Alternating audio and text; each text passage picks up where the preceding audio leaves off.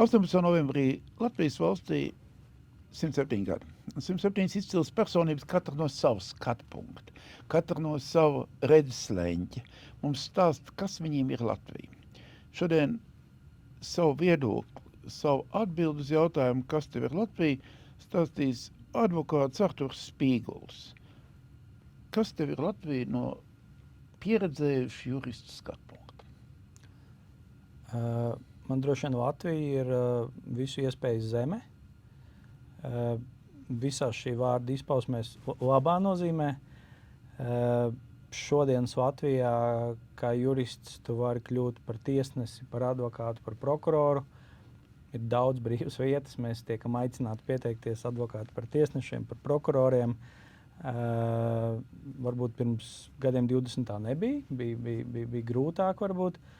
Tā pašā advokatūrā pirms vairāk kā 20 gadiem, kad es tur startēju, varbūt daudz lielāka interese bija kā šobrīd. Varbūt līdz ar to, jā, tā brīvība izvēlēties savu virzienu kā juristam ir liela. Tā tiešām ir visas iespējas. Arī es domāju, ka, ja mēs runājam par tādu juridisku cīņu, arī tur es neredzu tādus ierobežojumus cerēt uz vislabāko vai ticēt maksimāliem rezultātam, gan kas attiecas par tiesām, vienmēr iet līdz galam, mēģināt pierādīt savu taisnību, vai tā ir cīņa ar, valsts iestādi, valsts ieņēmuma dienestu, vai tā ir cīņa varbūt kādā krimināla lietā, kāda noziedzīga nodarījuma kontekstā. Tā kā es domāju, jā, arī tur nav tā, ka ir vērts, nav vērts cīnīties vai jāatmet ar roku, vai ka juridiski kaut kas ir neiespējams. Un atkal šī vārda labākā nozīmē. Tā kā man Latvija varbūt kā juristam arī ir viennozīmīgi devusi spēju labi nopelnīt, neslēpšu, ar smagu darbu, centību, neatlaidību, nodrošināt savus bērnus ar labu izglītību, ar labiem dzīves apstākļiem. Galu galā man arī dēls spēlē hokeju, kas ir dārgs sporta veids, un man varbūt kā juristam tas arī ir prieks, kad viņš ir sasniedzis Latvijas izlases, varbūt pateicoties tam, ka man ir bijis tā iespēja viņam to nodrošināt, visu, kas ir vajadzīgs, lai to izdarītu. Bet, protams, tas ir viņa absolūti viņa paša darbs. Tā kā personīgo brīvību tas noteikti arī ir sniedzis, zinot, ko tu vari panākt, kādas ir iespējas. Man arī jāsaka, kad es jūtos droši šeit, es jūtos droši uz ielas, droši Latvijā, arī mani bērni, es nebaidos par to, vai viņi atnāks mājā vienā gabalā vai divos. Tā kā no tādas perspektīvas, es domāju, mēs esam droši, stabila, prognozējama valsts, kur katram ir savas iespējas juridiski panākt to rezultātu, ko viņi vēlas. Es tev vienu papildus jautājumu, tad tavs advokātu kantors ir Kukainis un Spīguls, un jūs lielā mērā balstēties uz izglītību un pieredzi dažādās pasaules vietās. Un tādēļ jūs varbūt esat tik monolīti un tik stipri, ka jums katram ir cita dzīves pieredzes iniciāli, ne? Noteikti. Es domāju, man personīgi tā ir sagriezies, ka es pārvaldu 5 valodas diezgan droši. Es esmu mācījies Igaunijā, runāju arī lietuviski, mācījos frančodu, vācodu, angļodu, krievodu. Līdz ar to man ir tā mana dzīves pieredze, varbūt dzīvot arī, es strādāju Francijā, Vācijā, man šī pieredze kopā varbūt tiešām dod arī tādu pārliecību par sevi. Ja? Mēs arī daudz tiesājamies ārpus, mēs varam teikt, esam tāds pakalpojumu eksports, ja es esmu tiesājis daudz Izrēlā, bijis tiesā, Amerikā, Jaunzēlandē, dažādās tiesvedībās, kur faktiski mēs pelnam naudu, tā teikt, ārpusē.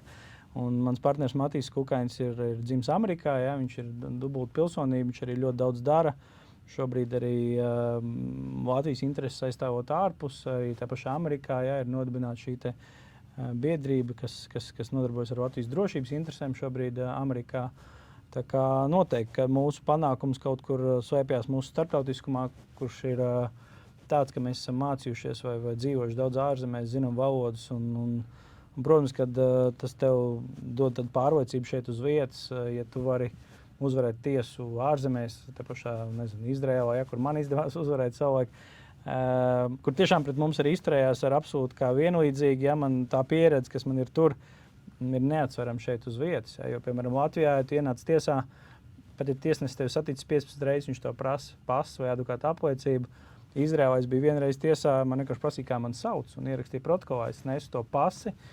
Un tiesnesis saka, vai jūs esat nepieskaitāms, nezināt, kā jūs sauc, man vienkārši vajag jūs vārdu. Ja, tur neviens pat neiedomājās, ka kāds varētu atnākt cita vietā, ja, ka savukārt mums netic advokātam, ka tu esi tas, kas tu esi.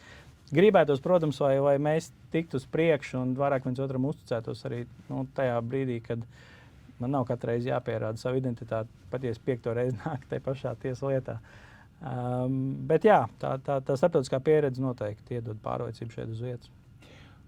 Ko tu varētu teikt par juridisko izglītību Latvijā? Vai mums te ir iespējas izaugsmē? Pilnīgi noteikti. Es domāju, ka vajadzētu to izglītības sistēmu juridiski padarīt brīvāku, lai cilvēki ir brīvāki, lai viņi nedomā kastītēs, lai viņi nemeklē attiecīgo lapu, bet drīzāk varbūt iziet ārpus un padomā brīvi par kādu konkrētu juridisku jautājumu un neierobežo sevi ar kaut kādu noteiktu tiesu praksi vai noteiktu likuma pantu, bet drīzāk skatās pēc tā principa un par to noteikti. Es gan esmu pateicīgs arī savā ziņā pirmajai ģimnāzijai, ko es esmu beidzis, kur mums it kā tā bija uz matemātiku tendēta skola, bet mēs bijām ļoti brīvi savā izpratnē. Mums lika pierādīt, kāpēc lidmašīna paceļās, nevis noskaitīt to formulu vai atrast to lapu, bet izstāstīt, kāpēc tā lidmašīna paceļās. Un droši vien arī savu darbu es daru no tāda principa, kad nevis skatos, kas konkrētā pantā rakstīts, bet vairāk to vispārējo ideju. Līdz ar to, es domāju, mēs noteikti varētu juridiskajā izglītībā piestrādāt pie tā, lai cilvēki nāk brīvi. Jo ja es pieņemu kādu juristu, kas ir beidzis Latvijā augstskolu, kā es pats saku darba intervijā, tagad gadu jūs mācīsieties to, ko es no jums gribu, kas ir tāda otra augstākā izglītība. Tā var teikt, tās prasības, ko mēs prasam no saviem darbiniekiem, atšķirs varbūt no tā, ko viņi mācītu Latvijas universitātē, jo man ir ārzemju pieredze un izglītība, un manam partneriem ir Amerikas izglītība, līdz ar to mēs skatāmies savādāk, mēs prasam būt vairāk nekā to, kas rakstīts likuma pantā, bet atrast arī to tiesu praksi, to izpratni, to kaut kādu būt vācu tiesībās vai kaut kur pameklēt kaut ko līdzīgu. Tā kā gribētos, droši vien, lai tie cilvēki ir universālāki un tieši savā izpratnē redz to lietas būtību, nevis pantu numuru. Pēdējais jautājums, tavs vēlējums Latvijas valstī? Mans vēlējums Latvijas valstī ir droši vien vēlējums Latvijas cilvēkiem, katram apzināties savas saknes, savus senčus, jo es domāju, ja mēs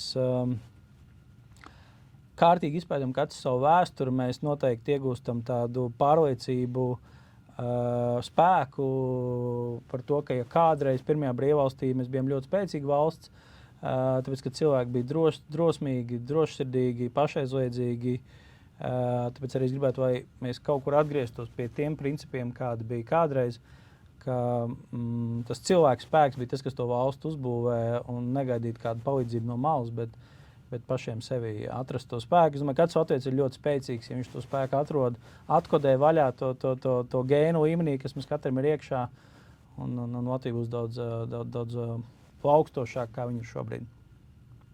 Es tev pateicos par stāstījumu. Paldies.